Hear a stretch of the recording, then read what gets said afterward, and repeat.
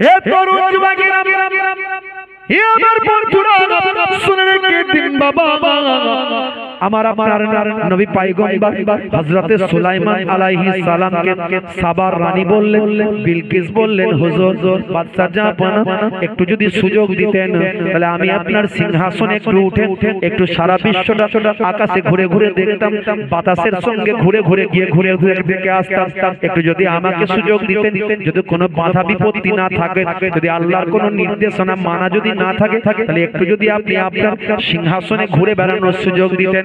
হে তরুণ যুবকেরা, হযরত নবী সুলাইমান আলাইহিস সালাম সেই সময় বলেছিলেন, ঠিক আছে হে সাবার রানী বিলকিস, আপনাকে আমি সারা বিশ্ব একবার ঘুরিয়ে দেখাবো। ভাইরা আমার, তরুণ যুবকেরা, শুনে রেখে দিন, জেনে রেখে দিন, এমন সময় ওই সিংহাসনে করে করে ভাই আমার ঘুরতে শুরু করলেন, বাতাসে উড়ে উড়ে বেড়াচ্ছেন, উড়ে উড়ে ঘুরতে ঘুরতে ঘুরতে ঘুরতে সাত সমুদ্রের মাঝখানে একটা দ্বীপ আছে, সুন্দর দ্বীপ, সাত সমুদ্রের মাঝখানে একটা সুন্দর দ্বীপ, এই সুন্দর মনোরম দ্বীপেতে গিয়ে তারা অবস্থান করলেন। সেখানে নামলেন, সৈন্য সামন্ত নিয়ে সঙ্গী সাথী নিয়ে সেখানে নামলেন। বাবা হযরতে সুলাইমান আলাইহিস সালাম সেখানে নেমেছেন, সাবার রানী ভাই আমার বিলকিস সেখানে নেমেছে। হে তরুণ যুবকেরা, সেই দ্বীপটা ছিল বড় মনোরম দ্বীপ, সেখানে ছিল বাগান, সেখানে ছিল ভাই আমার গাছপালা জঙ্গল, সেখানে ছিল ঝর্ণা, সেখানে ছিল নদী, বহমান নদী, সেখানের পরিবেশটা ছিল অত্যন্ত সুন্দর মনোরম পরিবেশ। হযরতে সুলাইমান নবী তাকিয়ে দেখেন, সেই বাবা দ্বীপের মাঝখানে এক ধারে কিছু ডানাওয়ালা ঘোড়া তিনি দেখতে পেলেন, যেগুলোকে লোকে পঙ্খিরাজ ঘোড়া বলে। পঙ্খিরাজ ঘোড়া। হে তরুণ যুবকেরা, হে আমার বন্ধুরা, একজন পয়গম্বরের কথা বলি, নাম হলো হযরত সুলাইমান আলাইহিস সালাম। আমার আল্লাহ তাআলা সুলাইমান নবীকে জিজ্ঞাসা করলেন, হে নবী সুলাইমান, তোমাকে আমি দুটো জিনিসের মধ্যে একটা দেব, তুমি কোনটাই সন্তুষ্ট হচ্ছো বলো? এক নাম্বার হলো তোমাকে আমি রাজ্য দেব, তোমাকে আমি বাদশাহী দেব, এটা তুমি পছন্দ করো, না তোমাকে আমি বিদ্যা দেব, ইলম দেব, জ্ঞান দেব, এটা তুমি পছন্দ করো? বলো তুমি দুটোর মধ্যে কোনটা নেবে? হযরতে সুলাইমান আলাইহিস সালাম প্রখর বুদ্ধি সম্পন্ন মানুষ ছিলেন, আল্লাহর নবী হবেন, নবীরা তো অবশ্যই তাদের মেধা থাকবে, মেরিট থাকবে, বুদ্ধি থাকবে। হযরতে নবী সুলাইমান আলাইহিস সালাম বললেন, আয় আমার আল্লাহ, আমি যদি বাদশাহী হই, লোকে আমাকে বাদশা বলবেন, আমার কথাই উঠবে আর বসবে, আমাকে রেসপেক্ট করবে, আমাকে সম্মান করবে। কিন্তু আমি যদি ইলম না জানি, বিদ্যা না জানি, আমার যদি জ্ঞান না থাকে, তাহলে মাবুদ তোমাকে আমি চিনতে পারবো না, তোমাকে তো আমি জানতে পারবো না, তোমার সম্পর্কে আমার সঠিক জ্ঞান আসবে না। না না না, আমার রাজ্য চাই না, আমার বাদশাহী চাই না, আয় আমার আল্লাহ, তার বিনিময়ে তুমি আমাকে ইলম দান করো। জোরে হবে না, জোরে হবে না। আমি আপনি হলে কি বলতাম একটু ভাবুন তো দেখি। ওরে বাপরে, তাড়াতাড়ি বাদশা বানিয়ে দাও আমাকে, সবার উপর লাঠি ঘোরাবো, তাই তো নাকি? আমাকে রাজা বানিয়ে দাও, সবার উপর লাঠি ঘোরাবো, আমি সবার উপর আমি প্রভুত্ব করব, আমাকে বাদশা বানিয়ে দাও, রাজা বানিয়ে দাও। এক কম্বলে 10 ফকির, শান্তি সুখে নিদ্রা যায়। এক কম্বলে 10 ফকির, শান্তি সুখে নিদ্রা যায়। এক রাজ্যে 2 রাজা, বাস করা যে ভীষণ দায়। বলুন তো, রাজ্য বড় না কম্বল বড়?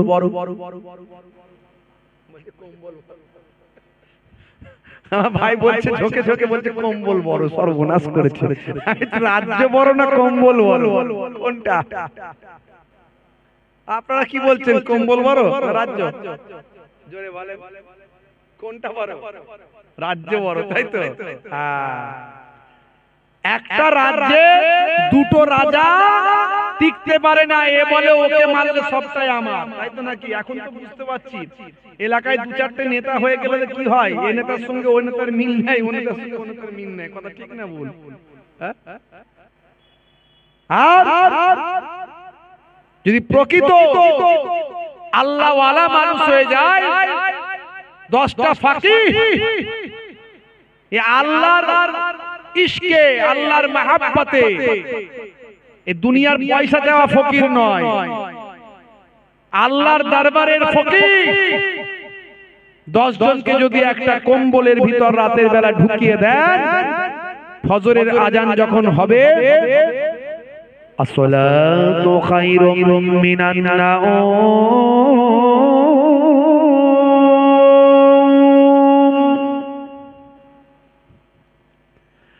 আসসালাতু খায়রুম মিনান নাওম।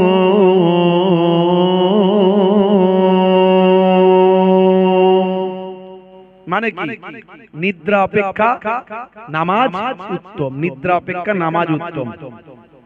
অনেকেই হয়তো ফজরের আজানই শুনতে পান না, এরকম হয় ঘটনা। তাড়াতাড়ি ঘুমিয়ে গেলে তাড়াতাড়ি উঠতে পারবেন। এইজন্য ইসলামের নির্দেশ রাত বেশি জাগবে না, তাড়াতাড়ি ঘুমিয়ে যাও, ফজরের আগে উঠে যাও, ফজরের নামাজ পড়ো, তারপরে কোরআন তেলাওয়াত করো। বাড়িতে যে ঘরে কোরআন তেলাওয়াত হয় সে ঘরে আল্লাহর রহমতের ফারিস্তারা ঘন ঘন আসা যাওয়া করে, সেই ঘরের উপর বরকত হবে, রহমত হবে, আল্লাহ সেই ঘরের মানুষদের উপর মাগফিরাত করবে। ফজরের নামাজ আপনি কন্টিনিউ পড়ুন, দেখবেন মনের শান্তি পাবেন। হে তরুণ যুবকেরা, হে আমার বন্ধুরা, শুনে রেখে দিন বাবা, জেনে রেখে দেন।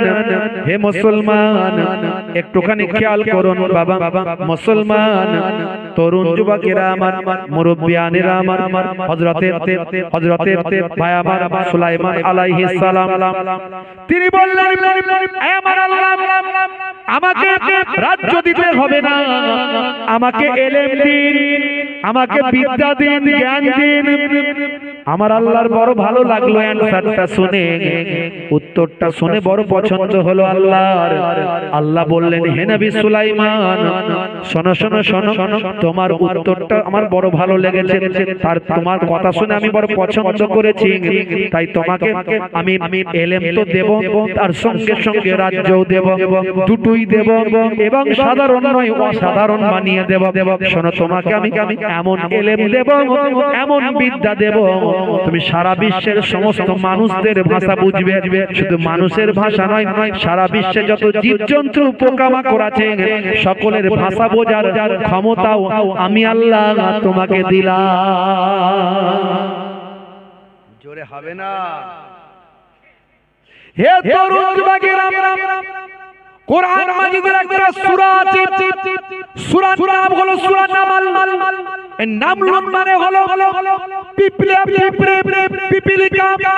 হে তরুণ যুবকেরা, এই সূরার মধ্যে আল্লাহ জানিয়েছেন, যখন হযরত নবী সুলাইমান আলাইহিস সালাম তার সৈন্যদের নিয়ে আসছেন, বাবা ভাই আমার, তাখতের উপর বসে বসে যখন সৈন্যদের নিয়ে আসছেন, এমন সময় পিপিলিকার সর্দার তার দলের মানুষদের বলছেন, ইয়া আইয়ুহান নাম, হে আমার পিপিলিকার দলেরা, শুনে রেখে দাও, উদখুলু মাসাকিনাকুম লা ইয়াহতিমান্নাকুম সুলাইমান। হে পিপিলিকার দল, অজুনুদুহুম, তার সৈন্যরা, সুলাইমান নবী এবং তার সৈন্যরা প্রত্যেকই আসছে, তোমরা তোমাদের বাসাতে গর্তেতে প্রবেশ করো, উদখুলু, তোমরা প্রবেশ করে নাও, ঢুকে যাও, তোমরা তোমাদের বাসাতে ঢুকে যাও। সুলাইমান নবী এবং তার সৈন্যরা সবাই আসছে, দেখবে তাড়াতাড়ি তারা এসে তোমাদের উপর অবতীর্ণ হবে, তোমাদের পদদলিত করে ফেলতে পারে। এই ভয়েতে ভাই আমার পিপিলিকার সর্দার তার সৈন্যদের, তার সঙ্গী সাথী, তার দলের পিঁপড়েদের, অন্যান্য সমস্ত পিঁপড়েদের বাসার ভিতর ঢোকার নির্দেশ দিচ্ছেন। এই আওয়াজটা, এই কথাটা আমার আল্লাহ হযরত নবী সুলাইমান আলাইহিস সালামকে শুনিয়ে দিলেন। সুলাইমান নবী পিপিলিকার সর্দারের ভাষাটা বুঝতে পারলেন। জোরে হবে না?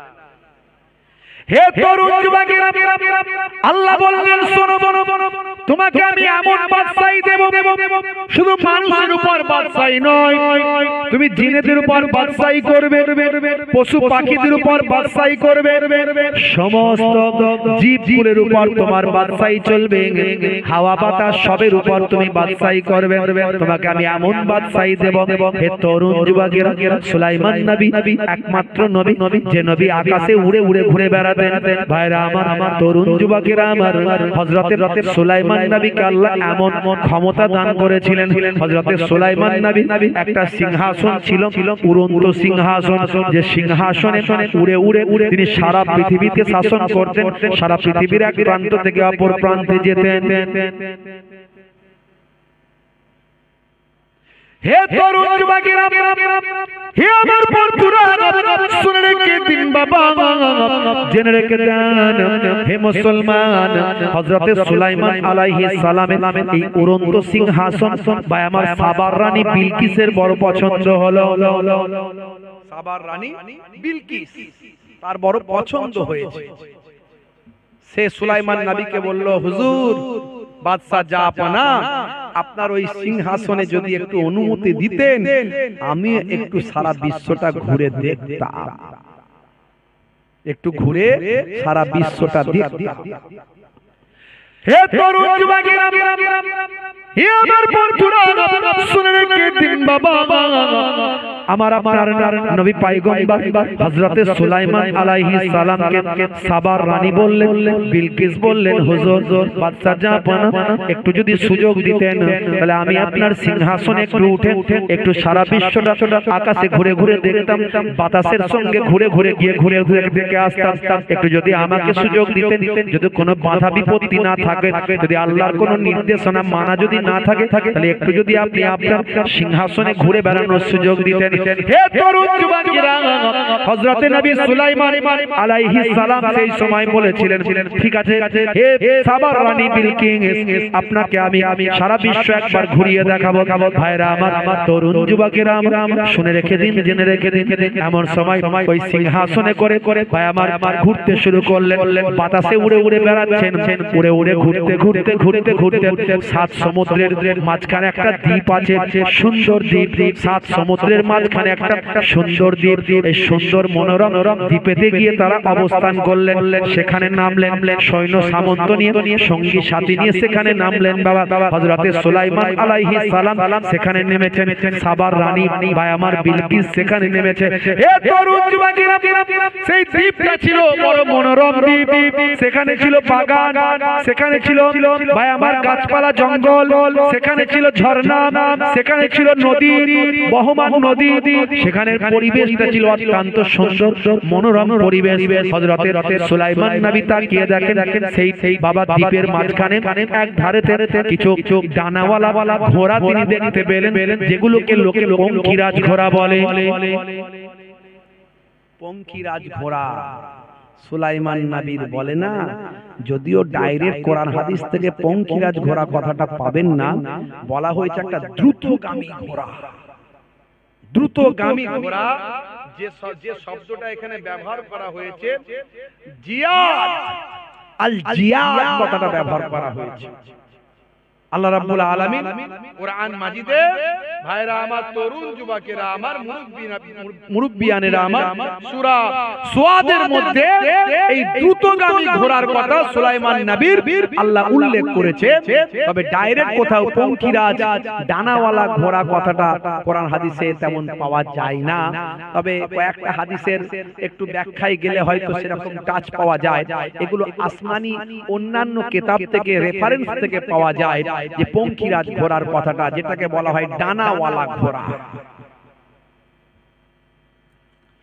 হে তরুণ যুবকেরা, হে আমার বন্ধুরা, শুনে রেখে দিন বাবা, জেনে রেখে দেন, অন্যান্য ধর্মগ্রন্থে এই বিষয়ে উল্লেখ করা হয়েছে। বাবা বিভিন্ন ধর্মগ্রন্থে, বিভিন্ন রিলিজিয়াসের মধ্যে তাদের ধর্মশাস্ত্রে কথাটা এসেছে।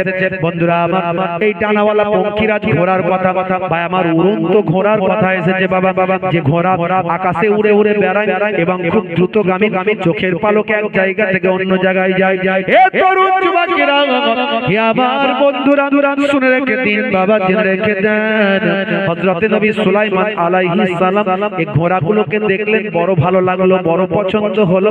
ভাই আমার সাবার রানী বিলকিস তিনিও দেখলেন, বড় পছন্দ হলো। কিন্তু তার বাবা সৈন্যদের বললেন, দেখো তো ঘোড়াগুলোকে ধরা যায় কিনা। কিন্তু চোখের নিমিষে ঘোড়াগুলো কোথায় উড়ে চলে গেল, আর ধরতে পাওয়া গেল না। এ জওয়ান যুবকেরা, হযরতে সুলাইমান নবী ভাই আমার তার উড়ন্ত সিংহাসন নিয়ে তিনি চলে এলেন। ভাই আমার নিজের রাজ্যের যে সিংহাসনে বসে আছেন, সঙ্গে সঙ্গে তিনি অর্ডার করলেন, তার গোলাম জিনেদেরকে হাজির হতে বললেন। সমস্ত আমার গোলাম জিনেরা হাজির হয়ে যাও বাবা। ভাই আমার দোস্ত আমার, হযরতে সুলাইমান নবীর নির্দেশ পেয়ে সমস্ত গোলাম জিনেরা হাজির হয়ে যায়। সুলাইমান নবীর হাতে একটা আংটি ছিল, জানেন তো আংটি? এই আংটি আল্লাহ কুদরতি আংটি দিয়েছিলেন। এই আংটির ওসিলায় আল্লাহ এমন করেছিলেন সবকিছু সুলাইমান নবীর কন্ট্রোলের মধ্যে থাকে। এই আংটির ঘটনা আমি এর আগে বলেছি, আজ বলবো না। কিন্তু ঘটনা বলতে চাইনি, কিন্তু এটা একটা মাধ্যম এসে গেছে তাই বলছি। হে তরুণ যুবকেরা, হে আমার বন্ধুরা, শুনে রেখে দিন বাবা, জেনে রেখে দেন, গোলাম জিনেদেরকে বললেন, হে গোলাম জিনেরা, যাও যাও, ওই পঙ্খিরাজ ঘোড়া, ডানাওয়ালা উড়ন্ত ঘোড়া আমার চাই। সুলাইমান নবীর আন্ডারে জিনেরা থাকতো, জিনেদের উপর তিনি রাজত্ব করতেন, গোলাম বানিয়ে রেখেছিলেন জিনেদেরকে নিয়ে বাইতুল মুকাদ্দাস, জেরুজালেম, প্লাস্টাইনের মসজিদ, যে মসজিদ এখন ইয়াহুদরা দখল করে রেখেছে। ইমানদারেরা নামাজ পড়তে গেলে গুলি করে, বোমা মারে, লাঠি মারে, পেটায়। দেখেছেন না? পৃথিবীর বুকে তিনটা মসজিদ আছে, তিনটে মসজিদ, যে মসজিদে ভ্রমণ করার জন্য আল্লাহ নির্দেশ দিয়েছে। একটা হলো বাইতুল্লাহ, মসজিদুল হারাম, যেটা হলো কাবা শরীফ। কাবা, যেখানে কাবা শরীফের চত্বরে কোন ইমানদার যদি এক রাকাত নামাজ পড়ে, 1,00,000 রাকাত নামাজের সওয়াব। জোরে হবে না? আরে জোরে হবে না?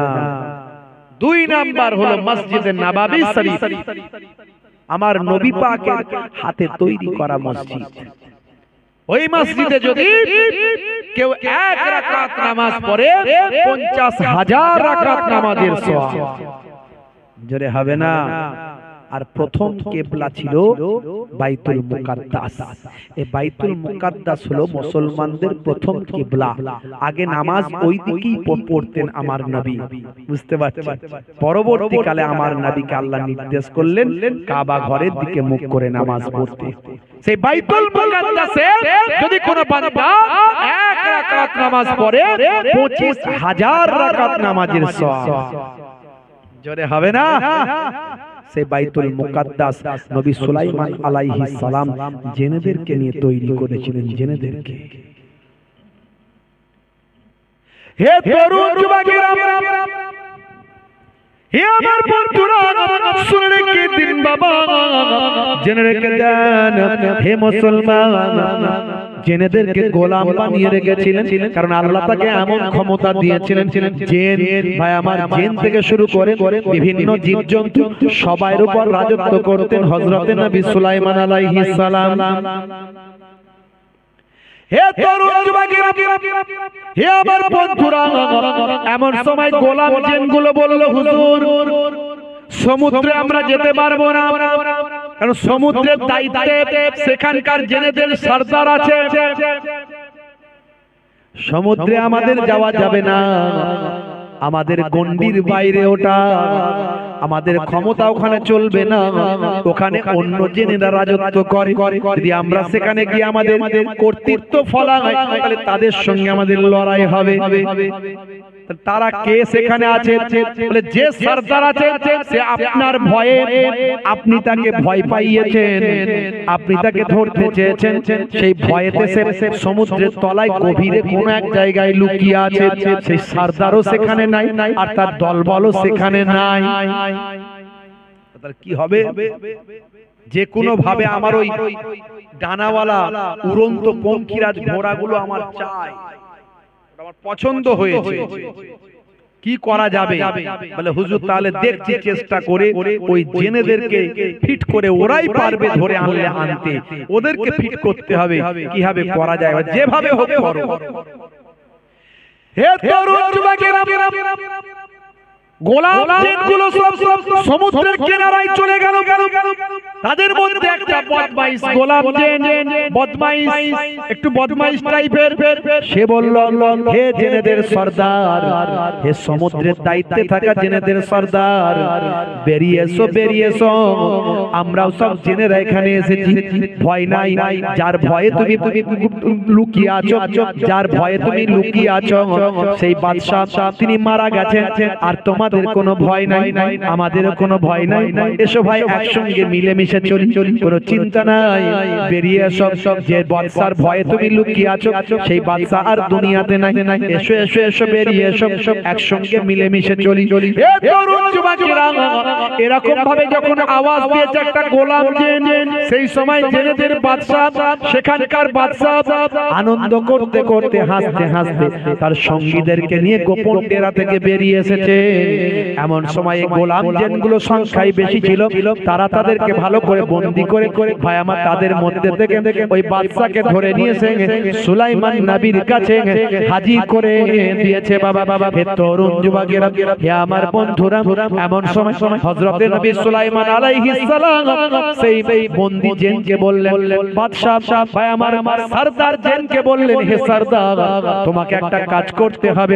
সে সরদার জিন ভয় পেয়ে গেল, থরথর করে কাঁপছে, যার ভয়েতে আমি লুকিয়েছিলাম তার সামনে হাজির, এখনই আমাকে ফাঁসি দিতে পারে, এখনই আমাকে হত্যা করতে পারে, এখনই আমাকে পুড়িয়ে দিতে পারে।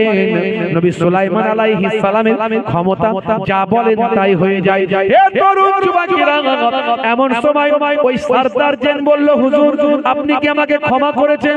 বলে, তোমাকে ক্ষমা করিনি বাবা, কিন্তু ক্ষমা করে দেব, একটা শর্তে ক্ষমা করতে পারি।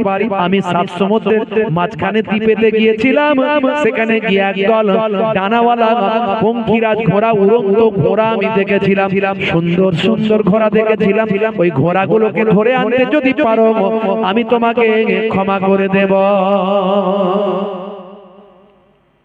ওই ঘোড়াগুলো আমার লাগবে। বললে, হুজুর চিন্তা করবেন না, খুব দ্রুতগামী ঘোড়া তো, তবে আশা করছি আমরা ধরে ফেলবো ইনশাআল্লাহ বলে চলে গেল। এবং সুলাইমান নবীর বশ্যতা স্বীকার করলো, তওবা করলো, সুলাইমান নবীর কাছে তারা সব ঈমান এনে নিল জিনগুলো। জোরে বলুন সুবহানাল্লাহ। হে তরুণ যুবকেরা, হে আমার বন্ধুরা, হযরত সুলাইমান নবীর কাছ থেকে জিনগুলো চলে গেল সাত সমুদ্রের মাঝখানে সেই সুন্দর দ্বীপ, সেই দ্বীপের আশপাশে তারা খোঁজাখুঁজি শুরু করলো। দেখতে পেল একদল ঘোড়া, সেই ঘোড়াগুলো যারা উড়ন্ত ঘোড়া, তারা সেখানে পানি খাওয়ার জন্য ঘুরে বেড়াচ্ছে। এমন সময় এই জিনগুলো তাদেরকে চারিদিক থেকে ঘিরে ফেললো, ঘিরে ফেলে তাদেরকে প্রত্যেককে বন্দী করে নবী সুলাইমান আলাইহিস সালামের কাছে হাজির করে দিল।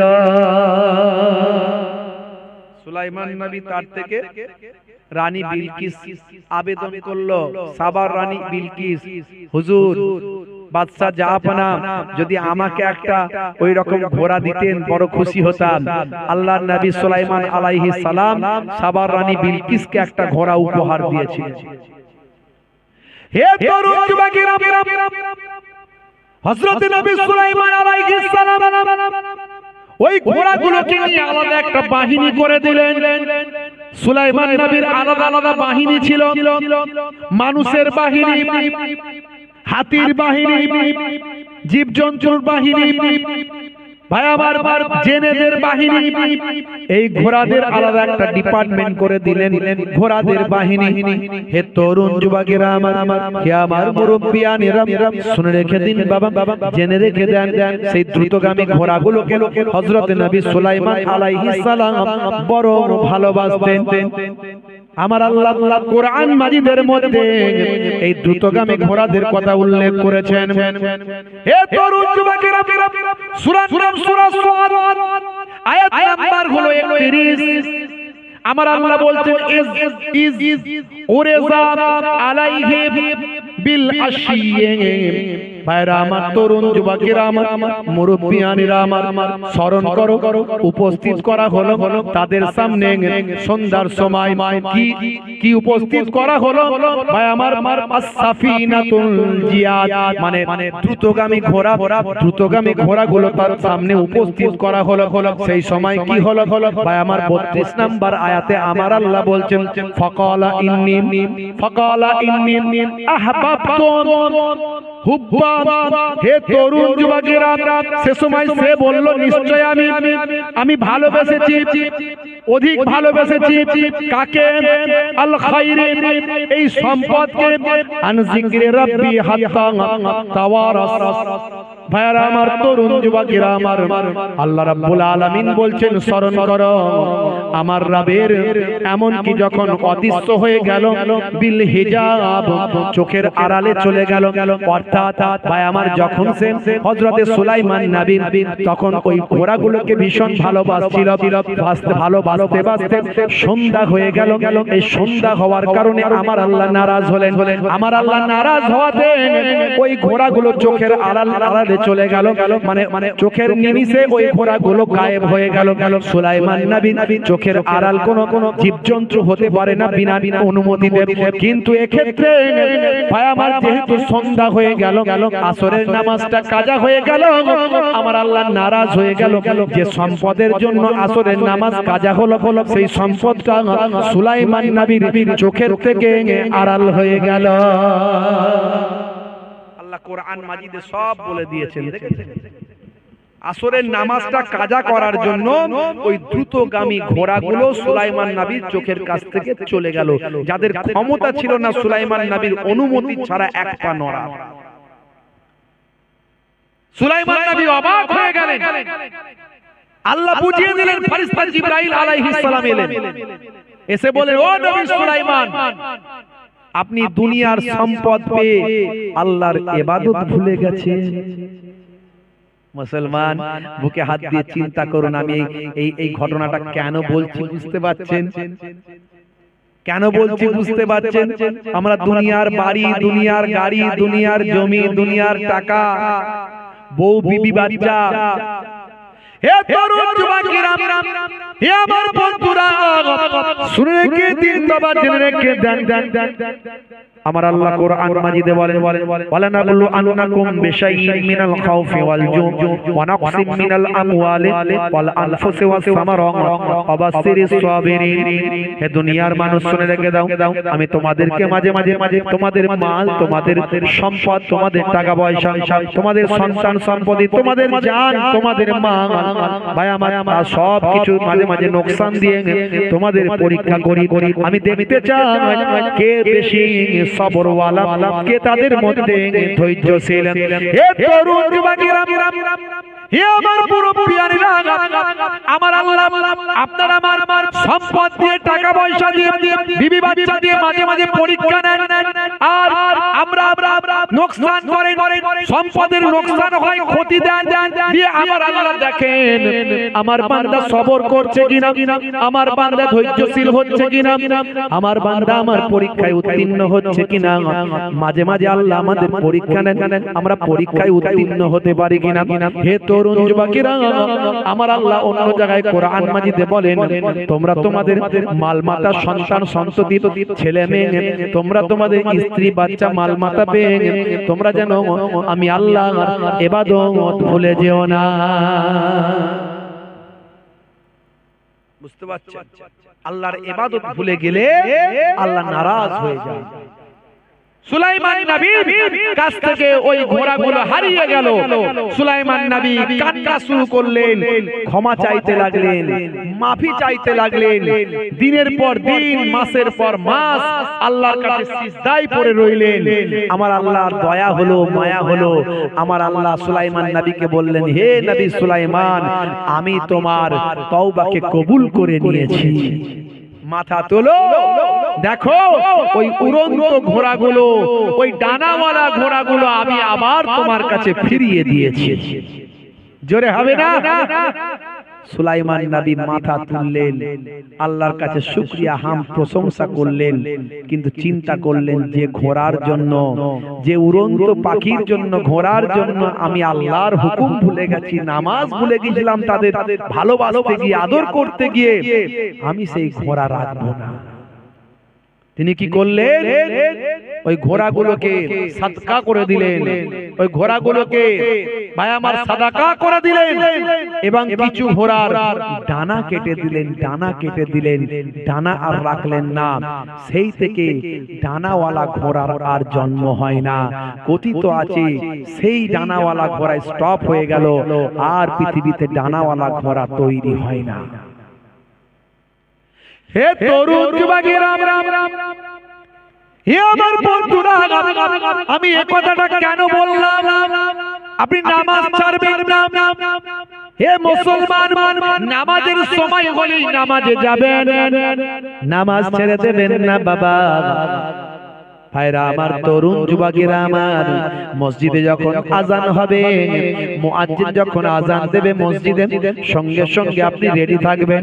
দুনিয়ার সমস্ত কাজকর্ম বন্ধ করে দিয়ে জামাতে গিয়ে নামাজটা পড়বেন।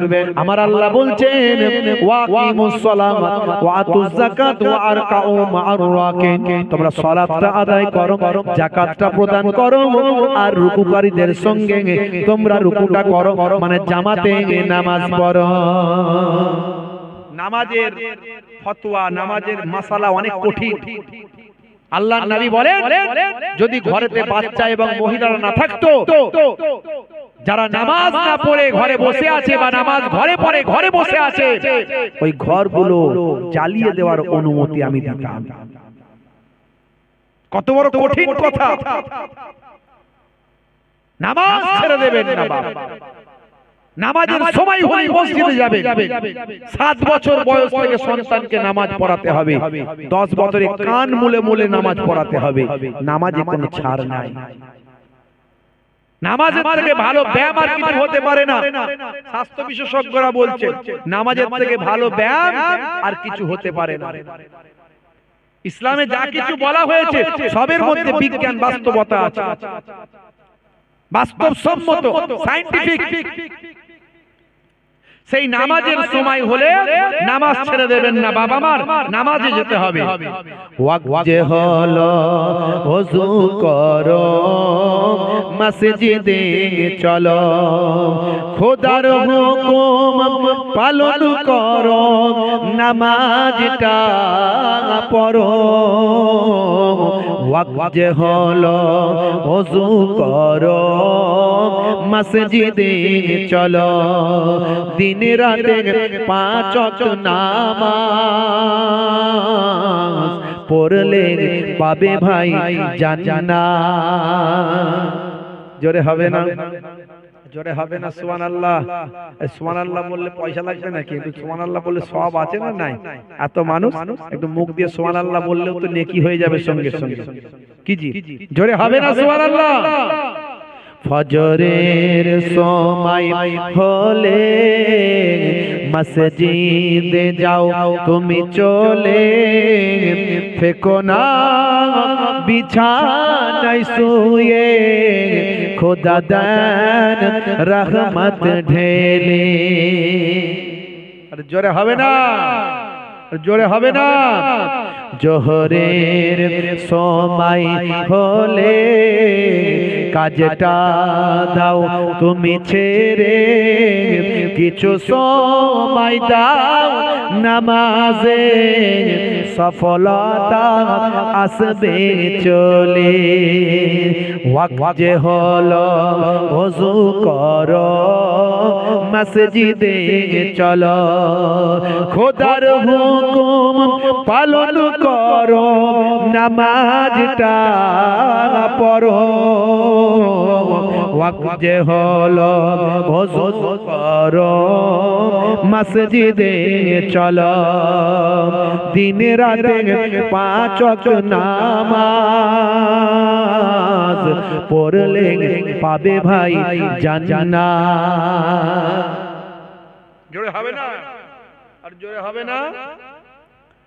মাগরিবের ওয়াক্ত আসিলে মসজিদে যাও তুমি চলে, কবরে আযাব থেকে মুক্তি প্রভু দেবে।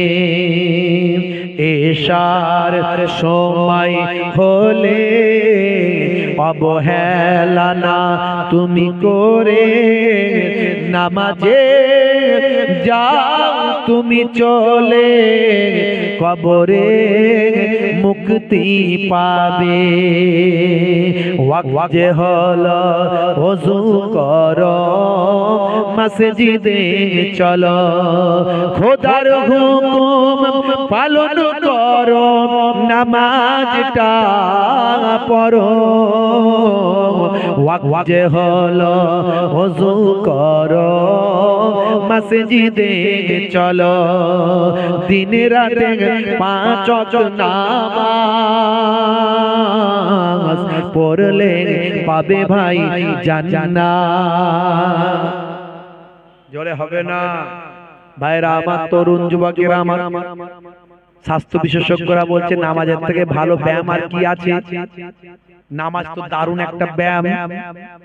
আমাকে এক ভাই বলছে, হুজুর আমার আর্থারাইটিসের প্রবলেম ছিল, মারাত্মক প্রবলেম, ডাক্তারখানায় গেলি শুধু ওষুধ দেয় আর বলে ব্যায়াম করো, ওষুধ দেয় আর ব্যায়াম করো, আর ফিজিওথেরাপি করো, খালি বলে ফিজিওথেরাপি করো, এতদিন ধরে এই করছি সেই করছি ওই করছি, ভালো আর হয় না। তখন ওয়াজ শুনলাম যে নামাজের মধ্যে ভালো ব্যায়াম আছে, নামাজ পড়লে আল্লাহর রহমত হয়, আর আস্তে আস্তে শরীরের রোগ অসুখ বিসুখ সব কমে যায়। জোরে বলুন সুবহানাল্লাহ। নামাজ যদি ঠিকঠাক ভাবে পড়া হয়, শরীরের ব্যথা বেদনা যন্ত্রণা অনেক উপশম হবে, ইনশাআল্লাহ কমে যাবে। তা আমি সেদিন থেকে একেবারে ঠিকঠাক ভাবে, যেভাবে সুন্দর ভাবে রাসূলের দেখানো নামাজ, সেই নামাজ পড়ার চেষ্টা করলাম। অনেকে নামাজ পড়ে হাই স্পিড নামাজ, আছে না? নাই, নামাজ পড়ে হাই স্পিড, হ্যাঁ, দুরন্ত এক্সপ্রেস, বুঝতে পারছো? খালি খাটা খাটা খাটা খাটা খাটা খাটা খাটা, রেলের পাত যেমন সেই রেলগাড়ি গেলে খাটা খাটা খাটা খাটা করে শব্দ হয়, এও যেন উঠছে নামছে বসছে মাথা ঠুকছে, উঠছে নামছে বসছে মাথা ঠুকছে, খাটা খাটা খাটা খাটা শব্দ। মানে কখন পালাতে পারলে বাঁচি। ইমানদারকে মসজিদে ছেড়ে দিলে মাছ যেমন পানিতে ছাড়লে আরাম পায় তেমন পাবে, আর বেঈমানকে যদি নিয়ে এসো, মুনাফিককে যদি নিয়ে এসে মসজিদে ছাড়ো, সে মাছকে ডাঙায় তুলে দিলে যেমন কষ্ট হয় তেমন হবে। কখন পালাবো মসজিদ থেকে, কখন পালাবো? চাচাও ছুটছে, ছাগলও ছুটছে, ছাগল ছুটে ছুটে মসজিদে ঢুকে পড়ে। চাচা আমার ছুটে ছুটে এসে মসজিদের সিঁড়ির কাছে দাঁড়িয়েছে, দেখছে নামাজিরা, কিছু নামাজি ছাগলটাকে তাড়াচ্ছে, হ্যাট হ্যাট হ্যাট হ্যাট, ইস কাদের ছাগল কোথা থেকে এলো কি জানি, বাবু ঢুকে বললো, ছি ছি ছি, সব নাপাক করে দিল। আর নামাজ পড়বো কি করে আমরা? সব সব মুছতে হবে, ধুতে হবে, এই করতে হবে, কোথা থেকে পা দিয়ে এসে মসজিদে ঢুকেছে। চাচা সিঁড়িতে দাঁড়িয়ে দাঁড়িয়ে সব শুনছে, শুনে বলছে, হ্যাঁ গা, তোমাদের কোনো বুদ্ধি শুদ্ধি আছে? বলে কেন? বলে একটা অবেলা জানোয়ার, একটা ছাগল মসজিদে ঢুকেছে, তাকে তোমরা এমন করছো, ছি থো থ্যা এই ওই সেই, হ্যাঁ, ভদ্রতা বলে কোনো জিনিস তোমাদের নাই? কেন, কি হয়েছে বলো না? বলে ভদ্র হবে তাড়াতে পারোনি, এত এই হবে কি করে, কি হলো এই হলো সেই হলো, করছো কেন? ভদ্র হবে তাড়াতে পারোনি? আরে ছাগলটার কোনো বুদ্ধি আছে নাকি? আরে বুদ্ধি থাকলে কি মসজিদে ঢুকতো? আমাকে কোনদিন ঢুকতে দেখেছো? চাচার অনেক বুদ্ধি ঢোকে না কোনদিন, বুঝতে পারছো? আখেরি জামানা, ঈমান বাঁচানো বড় মুশকিল। ভাইরা আমার, নামাজ ছেড়ে দিন। হে তরুণ যুবকেরা আমার, নামাজের থেকে ভালো ব্যায়াম আর কিছু নাই। আমি অনেক নামাজ নিয়ে আলোচনা করেছি। ইসলামের যে নির্দেশনাগুলো দেওয়া হয়েছে সবগুলোই কিন্তু আধুনিক সম্মত, আধুনিকতার সঙ্গে সামঞ্জস্য, বিজ্ঞান আর বাস্তবতার সঙ্গে সামঞ্জস্য। সবগুলি কিন্তু বিজ্ঞান মনস্ক, অবৈজ্ঞানিক কিছু ইসলামের মধ্যে আপনি পাবেন না। হে তরুণ যুবকেরা আমার, আমি এর আগে বলেছি, একবার টাচ দিয়ে দিচ্ছি আপনাকে, আপনি একটু মাথায় রাখবেন।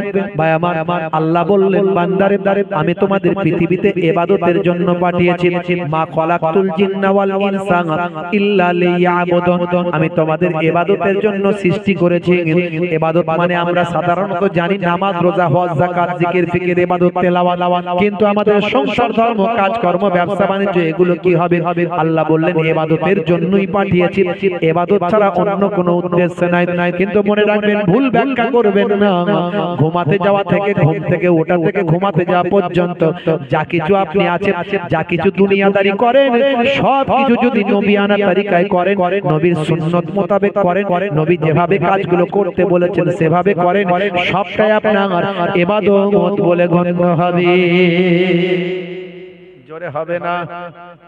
হে তরুণ যুবকেরা, হে আমার বন্ধুরা, আপনি যখন রাতে ঘুমাবেন, ডান দিকে কাত হয়ে ঘুমাবেন।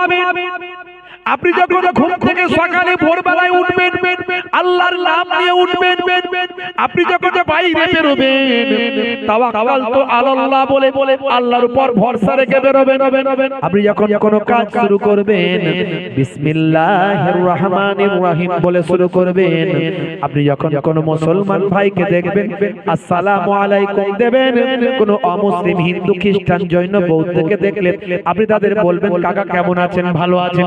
মিষ্টি ব্যবহারটা করবেন, হাসি মুখে কথাটা আপনি বলবেন। ছোটদের যখন দেখবেন স্নেহ করবেন, বড়দের যখন দেখবেন সম্মান করবেন। পিতামাতার চেহারার দিকে আপনি তাকাবেন, শ্রদ্ধার সঙ্গে পিতামাতার চেহারার দিকে দেখবেন। পিতামাতার সেবা করবেন, যখন ডাক্তার দেখানো দরকার তখন দেখাবেন। পয়সা খরচা হবে বলে অনেকে বলে আর তোমার রোগ ভালো হবে না।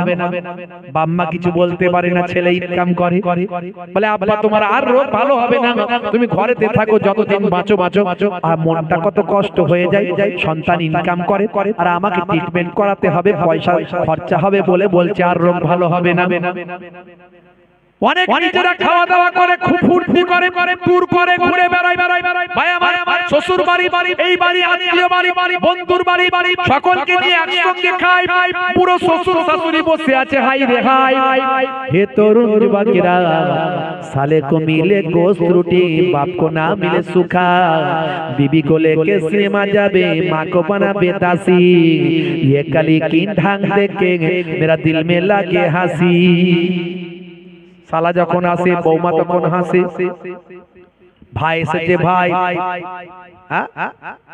মার্কেট থেকে স্বামীকে আদর করে ভাই আমার তেতুলিয়া মার্কেটে পাঠায়। এদিকে আর কি মার্কেট আছে ভাই? মসলন্দপুর। ভাই আমার হাবড়া মার্কেটে পাঠায়। আমার ভাই আসছে তাই হাইব্রিড রসগোল্লা চাই, মিঠা দই আর টক দইটা এনো, কোনো অসুবিধা নাই।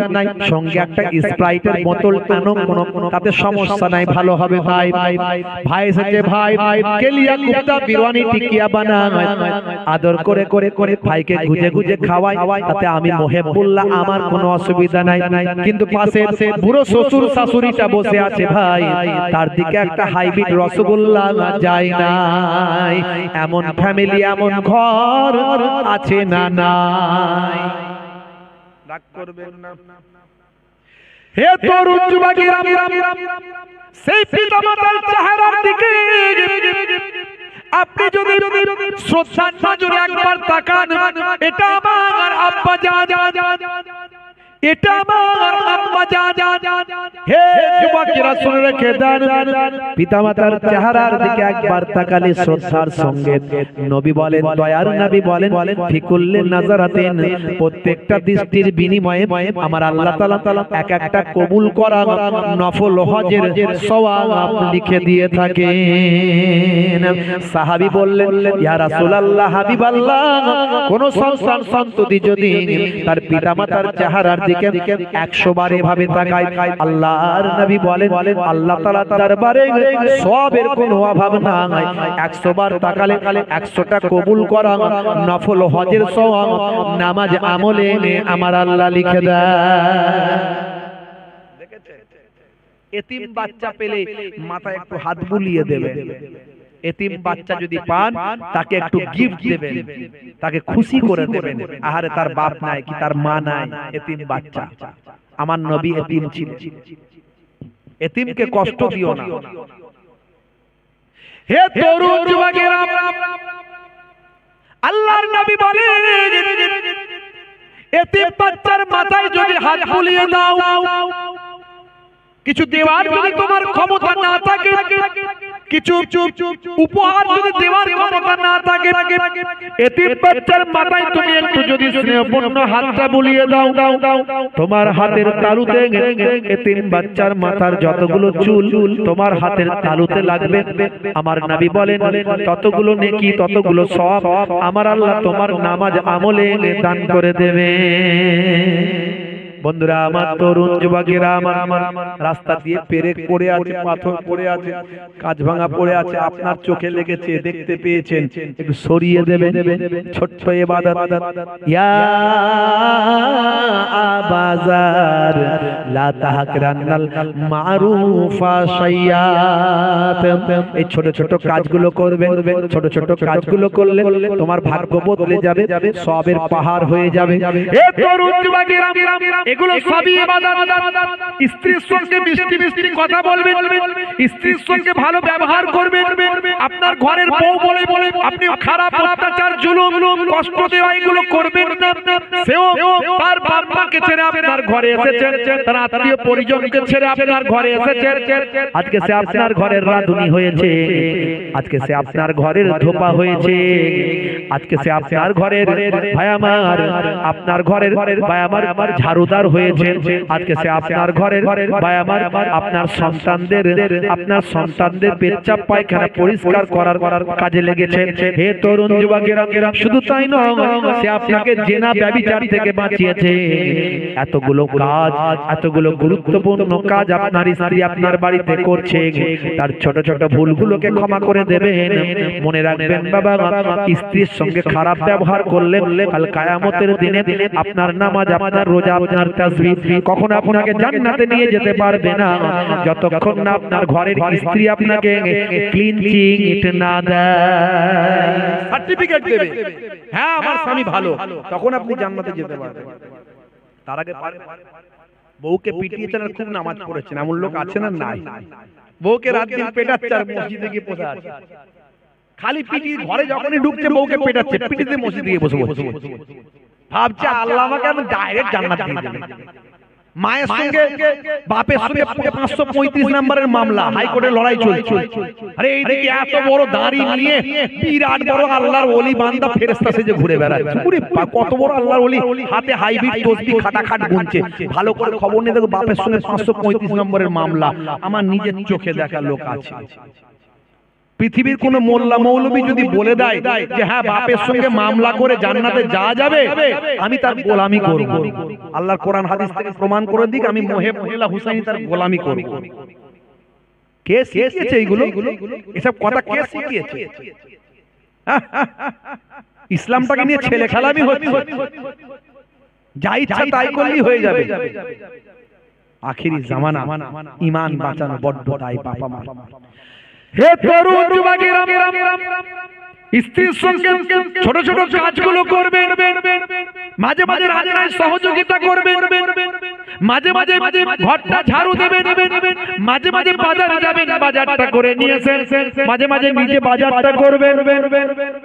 আপনি যত বড়ই কোটিপতি হন না কেন, নিজে হাতে বাজার করে বাজারটা যদি নিয়ে আসেন, মাঝে মাঝে যদি ঘরটা ঝাড়ু দেন, মাঝে মাঝে যদি স্ত্রীর সঙ্গে ছোট ছোট কাজগুলো আপনি করেন, হে তরুণ যুবকেরা, আপনার ছেঁড়া জামাটা ছিঁড়ে গেছে, সামান্য একটু ছিঁড়ে গেছে বলে অহংকারের জামাটাকে বাতিল করে দেবেন না, ওটাকে একটু সেলাই করে নিয়ে পরিষ্কার সুন্দর নতুন একটু জামাটা আছে মাঝে মাঝে পরে ঘুরলেন, সব সময় না পরেন, মাঝে মাঝে পরবেন। হে তরুণ যুবকেরা, আমার নবী বলেন এগুলো হলো সুন্নাত, এগুলো করলে সুন্নতের সওয়াব পাবে। আর যে বান্দা এই আচরণ করবে তার অহংকার তাকাব্বুরি থাকতে পারে না। থাকবে এরকম মানুষের অহংকার থাকবে? থাকবে না। অত সহজ না ইসলামের যে থিওরি, আপনি যদি বোঝেন, আপনার যদি মাথায় ঢোকে, আপনি অবাক হয়ে যাবেন। সত্যিকারের মানুষ বানিয়েছে ইসলাম।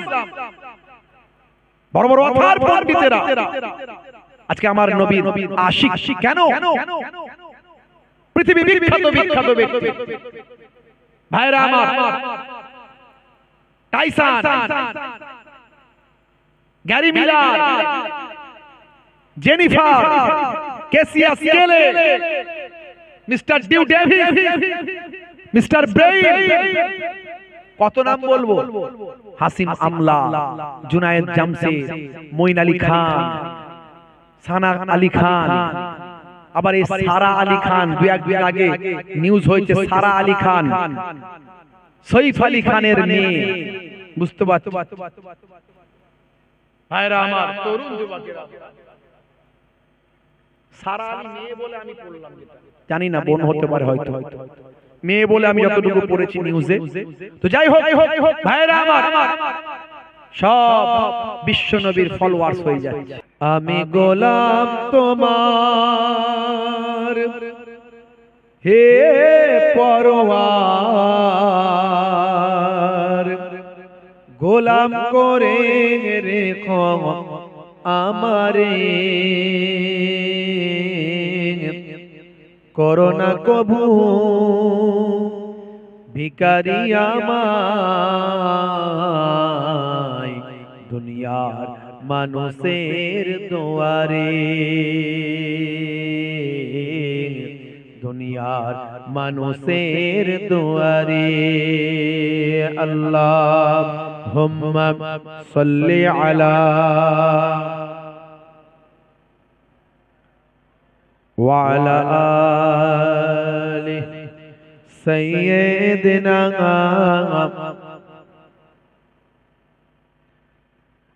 দয়ার নবী গো, আমার ময়ার নবী গো, সব ছাড়িব কিন্তু তোমায় ছাড়তে পারি না, সব ছাড়িব কিন্তু তোমায় ছাড়তে পারি না, ছাড়িনি ছাড়ব না ছাড়তে পারি না, সব ছাড়িব কিন্তু তোমায় ছাড়তে পারি না। আল্লাহুম্মা সাল্লি আলা জোরে জোরে ওয়া আলা আলি।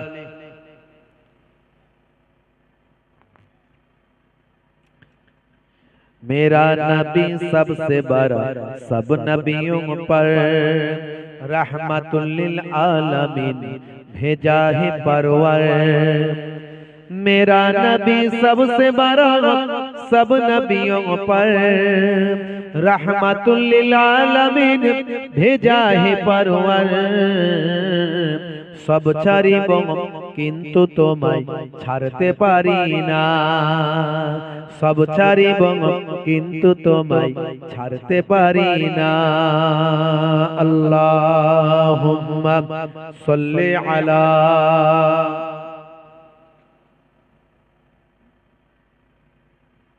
ওয়া আলা আলি।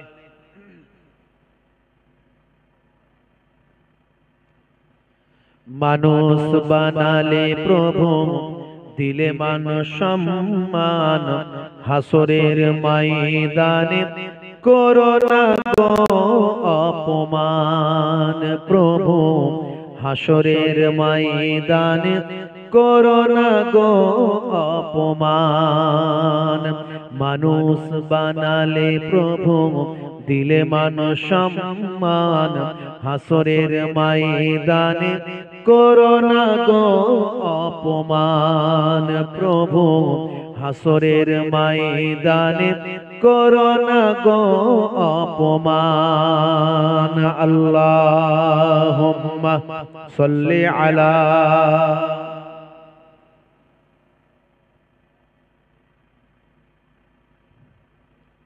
ওয়া আলা আলিহি। পাপগুলো ঢেকে রেখো, ভালোবেসে কাছে ডেকো। পাপগুলো ঢেকে রেখো, ভালোবেসে কাছে ডেকো।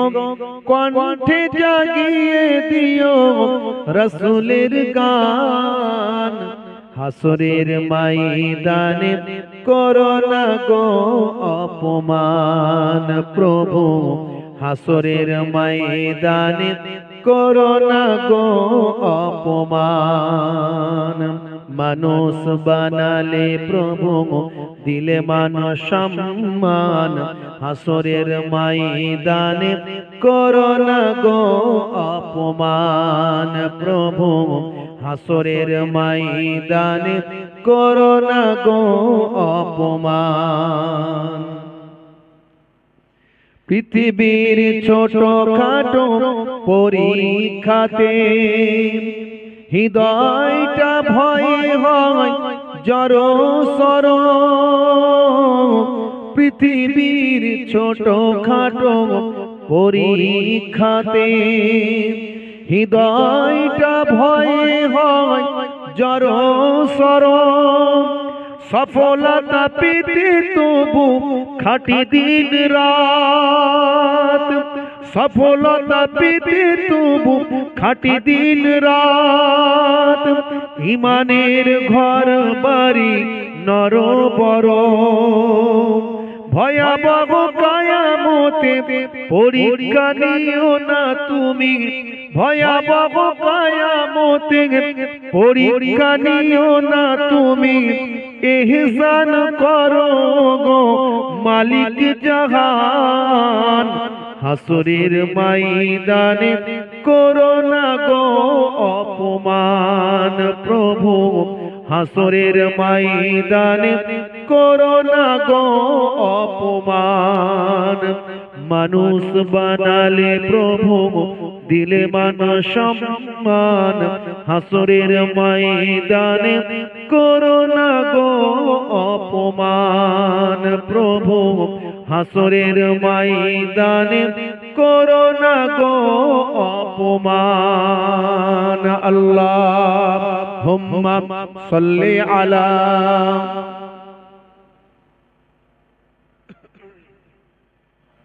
ওয়া আলা আলিহি।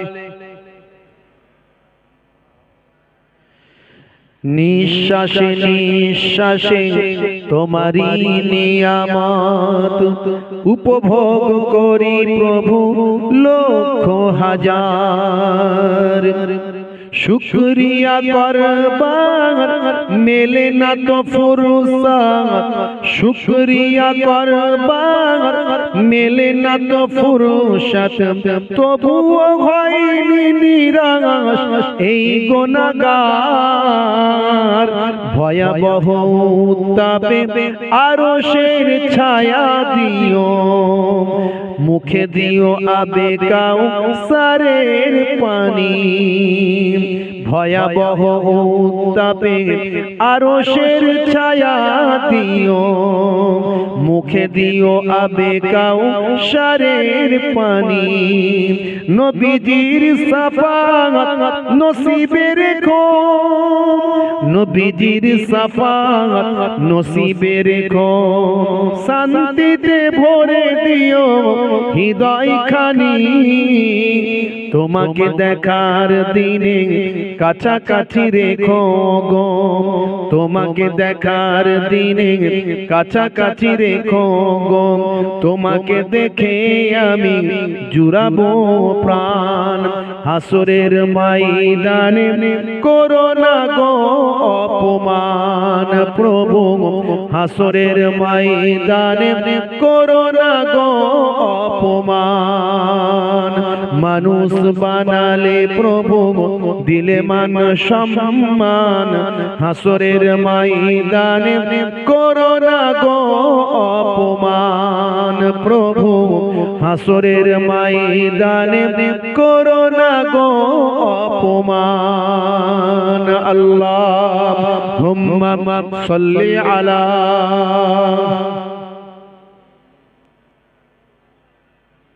ওয়া আলা আলিহি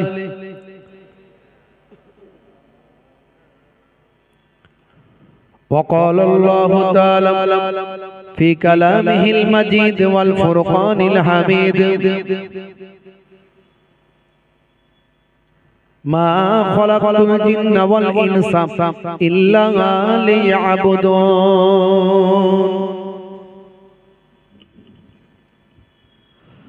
وقال الله تعالى أيضا في كتابه مخبرا وما رميت إذ رميت ولكن الله رمى وقال الله تعالى أيضا في كتابه مخبرا ومكروا ومكر الله والله خير الماكرين